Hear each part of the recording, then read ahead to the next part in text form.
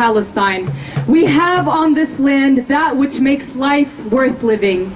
We are gathered here today to assert that land is life itself. This year marks 48 years since the Land Day uprisings, in which thousands of Palestinians rose up to protest against the theft of their land and livelihood from the Zionist regime.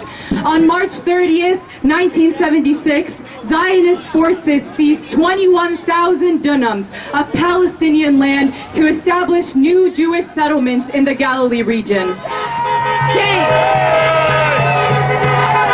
This land theft was part of a larger Zionist strategy to further displace and fragment our people. In response to the cohesive and unified mobilization of our people, 6 Palestinians, including 3 women, were murdered by Zionist forces, 50 were wounded, and 300 were arrested. This became known as Land Day, and that's why we're all here today. This moment in our history marked a pivotal shift in our people's struggle because it reignited the anti-colonial struggle within the 1948 territories and connected the fragmented realities of our people across all of Palestine and the diaspora. So every year we commemorate and uplift the valiant response of our people, the defenders of our land. Since then, March 30th marks an annual commemoration, mobilizing against the ongoing dispossession of our land and reaffirming the indisputable right of Palestinians to return to their land.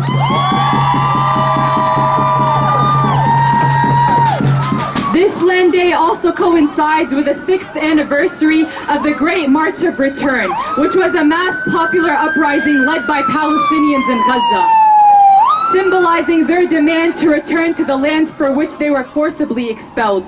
In response to the peaceful protests, we witnessed the depravity of the Zionist regime as it killed 230 and maimed 36,000 Palestinian children, men, women, and elderly. We saw how non-violence was met with extreme violence. No matter the shape and character of our people's resistance, the Zionist regime only knows brutality. The Great March of Return was significant in leading the resurgence of armed struggle as the only viable means of struggle against a genocidal entity. On this 48th commemoration, our hearts are even heavier as we come to witness the Zionist regime's genocidal campaign to completely wipe out our people in Gaza. Despite the dire circumstances, our people steadfastly refuse to abandon their land, holding fast to the legacy passed down from their ancestors, and in recognition of an enduring truth that land means life. Land Day is a reminder of the unity of the Palestinian people, despite geographic fragmentation. While our contexts and strategies of violence used by Zionism may be different in different places, the land is what unites us, not in a romantic sense, but rather a political claim to the land, and a relationship between the reliance on land and the defense of land throughout our resistance, which includes armed resistance and all means of resistance.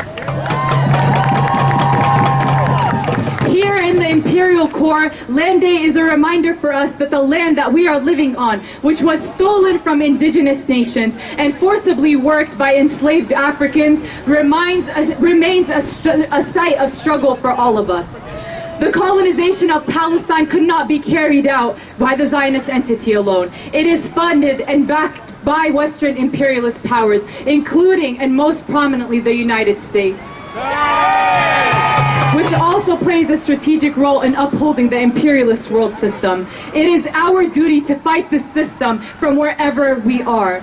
Land Day has never been about commemorating with mourning, but rather with resistance, with protests and strikes, not just in Palestine, but throughout the diaspora. The return of the land and the end of the Zionist occupation is the necessary condition for achieving liberation.